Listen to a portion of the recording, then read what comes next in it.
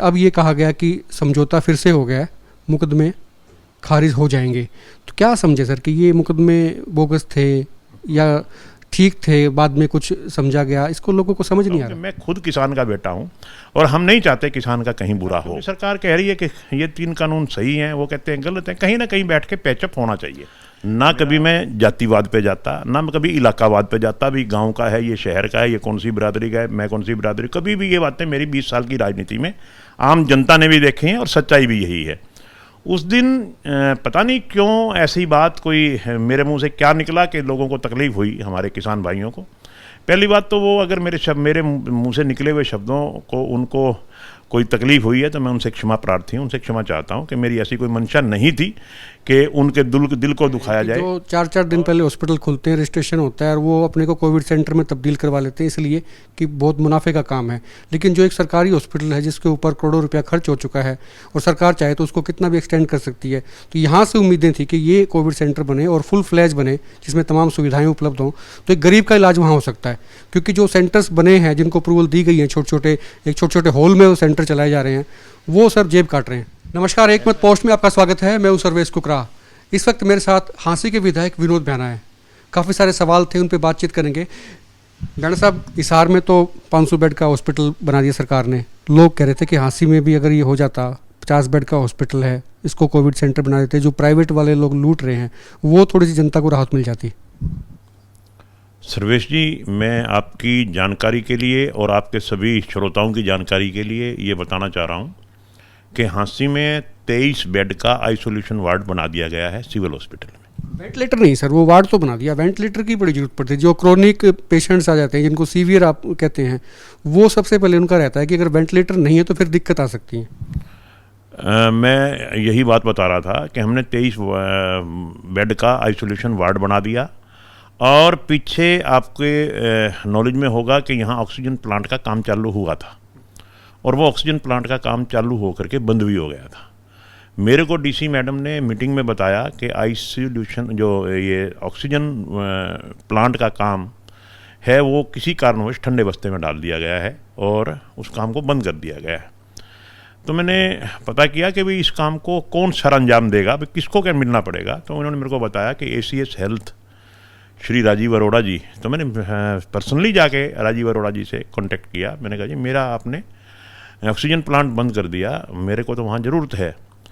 तो मैं आपकी और आपके दर्शकों की जानकारी के लिए बता रहा हूँ कि वो जो प्लांट हमारा बंद हो गया था वो दोबारा चालू राजीव अरोड़ा जी की उससे रिकमेंडेशन से दोबारा चालू हो गया।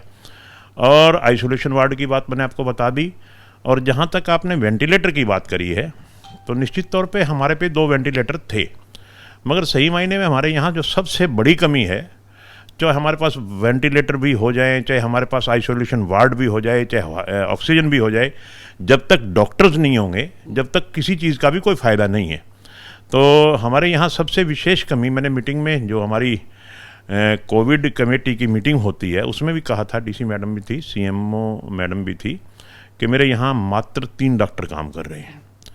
डॉक्टर तो हमारे 5 थे, 6, मगर 3 डॉक्टर हमारे पॉजिटिव हो गए। दुर्भाग्य को हमारा उस काल में पॉजिटिव हो गए जब हमें डॉक्टरों की बड़ी ज़रूरत थी। तो अब हमारे वो डॉक्टर भी आ जाएंगे। वेंटिलेटर की भी आपने कहा तो वेंटिलेटर की भी ट्राई करता हूँ। वेंटिलेटर भी 2 वेंटिलेटर हमारे यहाँ हैं, उसकी भी, और आइसोलेशन वार्ड चालू कर ही दिया। और इसके साथ साथ यहाँ पे मात्र एक कोविड डेडिकेटेड हॉस्पिटल था, सोनाक्षी हॉस्पिटल। अब मैं समझता हूँ कि एक समायरा और एक मलिक और एक 2-3 हॉस्पिटल और भी खोल दिए। लोग वाकई ये भी बात कह रहे हैं कि जो 4-4 दिन पहले हॉस्पिटल खुलते हैं, रजिस्ट्रेशन होता है और वो अपने को कोविड सेंटर में तब्दील करवा लेते हैं इसलिए कि बहुत मुनाफे का काम है। लेकिन जो एक सरकारी हॉस्पिटल है जिसके ऊपर करोड़ों रुपया खर्च हो चुका है और सरकार चाहे तो उसको कितना भी एक्सटेंड कर सकती है, तो यहाँ से उम्मीदें थी कि ये कोविड सेंटर बने और फुल फ्लैज बने जिसमें तमाम सुविधाएँ उपलब्ध हों, तो एक गरीब का इलाज वहाँ हो सकता है। क्योंकि जो सेंटर्स बने हैं जिनको अप्रूवल दी गई है, छोटे छोटे हॉल में वो सेंटर चलाए जा रहे हैं, वो सर जेब काट रहे हैं। ऐसा है, एक तो एक हॉस्पिटल काम कर रहा हो, वो अपनी मनमर्जी करेगा निश्चित तौर पे। एक उसी शहर में 4 हॉस्पिटल आ जाएं तो नेचुरली कंपटीशन तो होएगा। और बाकी सरकार ने तो फिक्स कर रखा है कि जो आइसोलेशन बेड है उसके 10,000 रुपये, जो ऑक्सीजन पे है उसको 13,000 रुपये, जो वेंटिलेटर पे है उसके 15,000 रुपये, कुछ ऐसा फिक्स कर रखा है।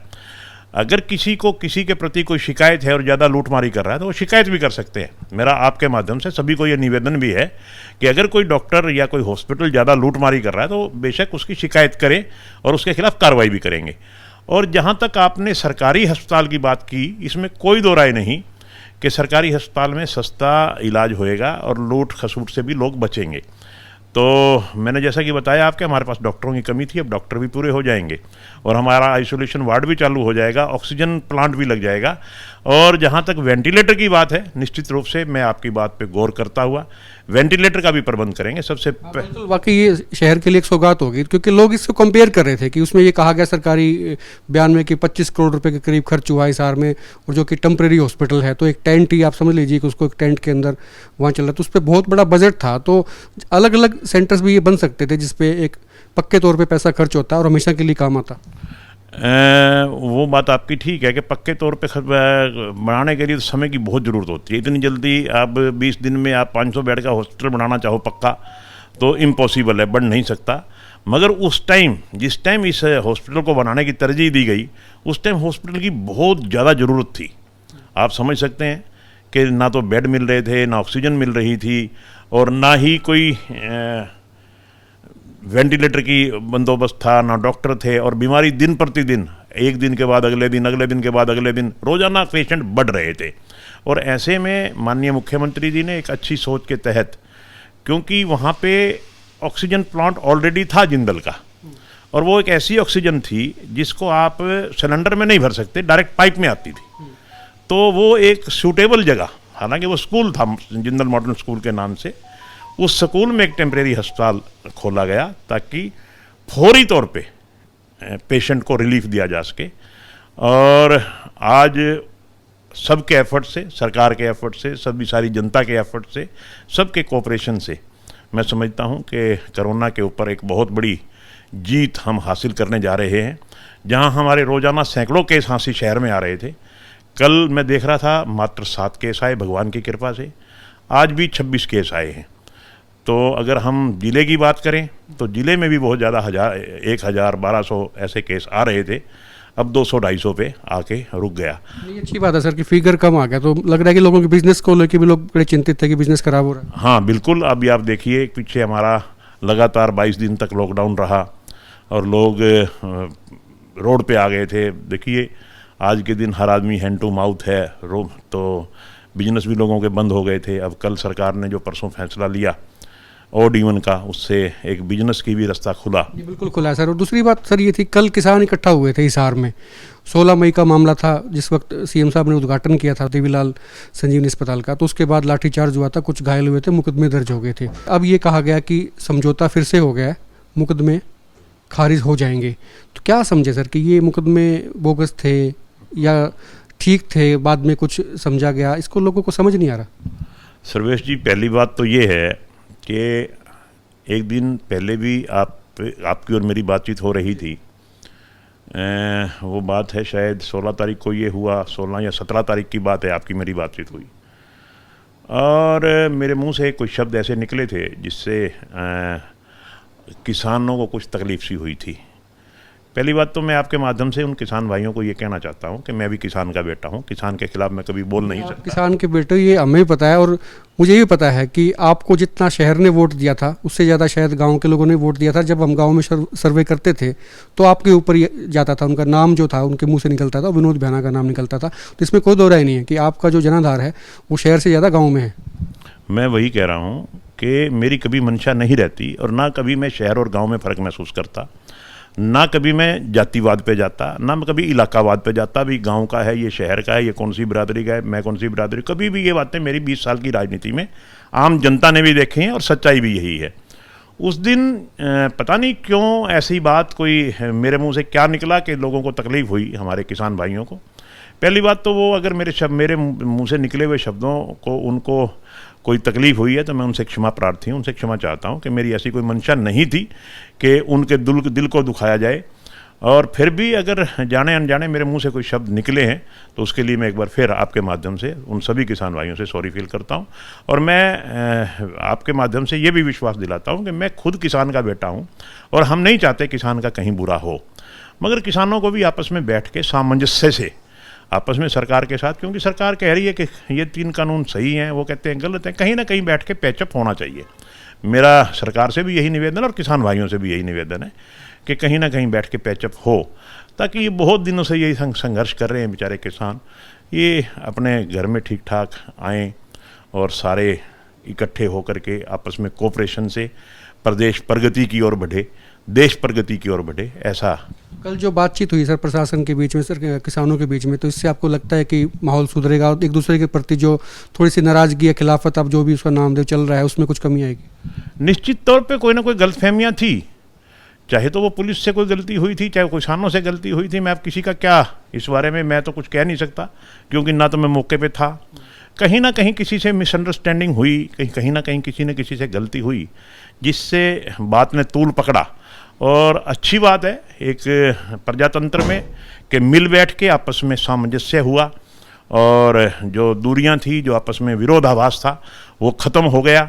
और किसान भाइयों ने भी कल कोऑपरेट किया, चाहे कितनी मर्जी मात्रा में इकट्ठे हुए, मगर वो बिल्कुल शांति प्रिय रहे और शांति से ही प्रशासन ने भी बड़े शांत प्रिय ढंग से बातचीत की और उसका आखिरकार नतीजा ये निकला कि आपस में पैचअप हो गया। किसान भाई भी अपना खुशी खुशी घर आ गए और प्रशासन भी ठीक। अब लॉकडाउन जो था सर, अब वो अनलॉक की प्रक्रिया धीरे धीरे स्टार्ट हो रही है। जैसे अब ये कहा गया कि ओड इवन में खुल जाएंगे, तो हो सकता है कि जैसे आपने बताया केसेस भी कम हो रहे हैं, आने वाले दिनों में काफ़ी मार्केट्स फिर से खुलेंगी। तो ऐसे में प्राथमिकताएं अब क्या रहेंगी? आपने काफ़ी होमवर्क भी किया होगा लॉकडाउन के दौरान, शहर को लेके, हल्के को लेके। हाँसी की बात नहीं, प्राथमिकताएं तो सबसे बड़ी प्राथमिकता तो ये है कि ये बीमारी दोबारा ना फैले, इस पे विशेष गौर करना है, प्रशासन भी करेगा और जनता को भी सोचना चाहिए कि दोबारा मतलब हमने जो सरकार की तरफ से विशेष इंस्ट्रक्शंस दी गई हैं, सोशल डिस्टेंसिंग की, मास्क लगाने की, सैनिटाइज़र का प्रयोग करने की, इस पे तो विशेष ध्यान देना है। और दूसरा, जैसे जैसे ये बीमारी ख़त्म होएगी भगवान की कृपा से, और हमने अपने कारोबार को भी आगे बढ़ाना है, हमने शहर में विकास भी करवाना है, सारी बातों को मद्देनज़र रख करके हम दोबारा एक रूटीन की ज़िंदगी जिएंगे और जो हमारे दिल में है कि इस शहर का विकास करवाना है, उसकी तरफ आगे बढ़ेंगे। सब्जी मंडी सर वहाँ चली गई थी लॉकडाउन को देखते हुए और एहतियात को तौर पर देखते हुए, तो क्या अभी वो दोबारा यहाँ आ सकती है? अब वो हो गई है, इसको शिफ्ट माना जाए कि सब्जी मंडी वहीं रहेगी? ऐसा है, इस सब्जी मंडी का डी नोटिफिकेशन हो चुका, पुरानी सब्जी मंडी का।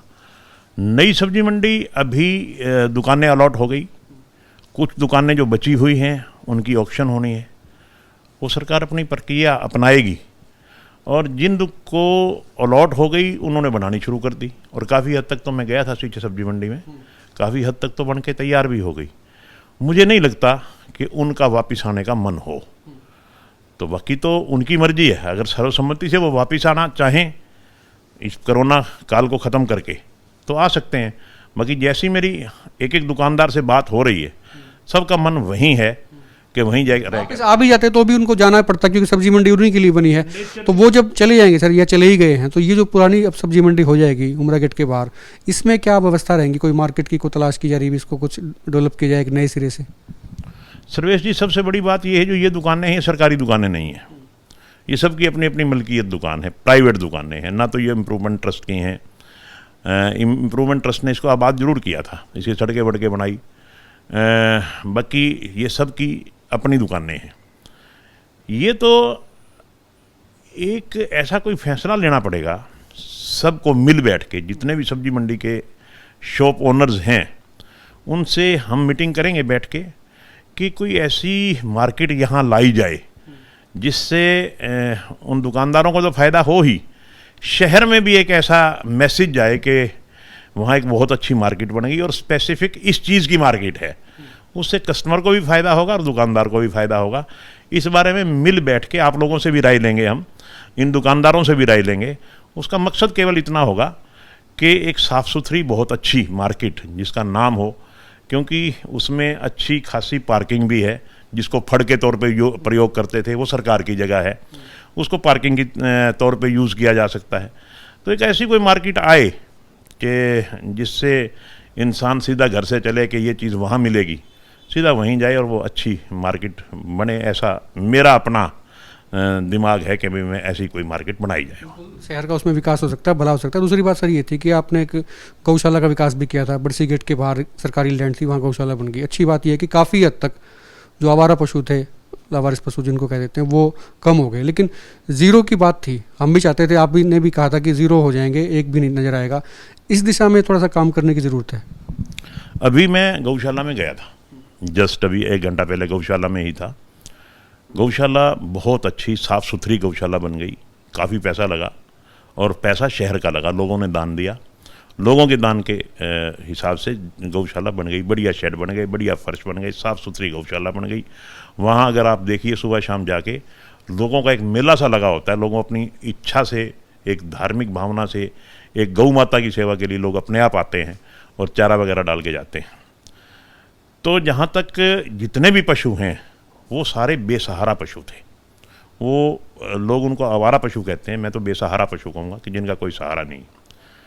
उन पशुओं को हमने इकट्ठा किया, उस गौशाला में ले गए। अभी भी जैसा कि आपने कहा जीरो नहीं है, काफ़ी हद तक तो हम कामयाब हुए, मगर मैं समझता हूँ आज भी 20-30-40% पशु रोड पे हैं। तो उनमें सबसे बड़ी जो दिक्कत आई हमें कि वो गौशाला 700-800 हज़ार पशुओं की है, इससे ज़्यादा रख नहीं सकते उसमें। एक बार उसमें 800 पशु हो गए थे तो बाकी पशु पकड़ना बड़ा मुश्किल सा हो गया था कि कहाँ रखें। अब हमने गौशाला में बात की है तो वहाँ 250-300 पशु हम भेज रहे हैं।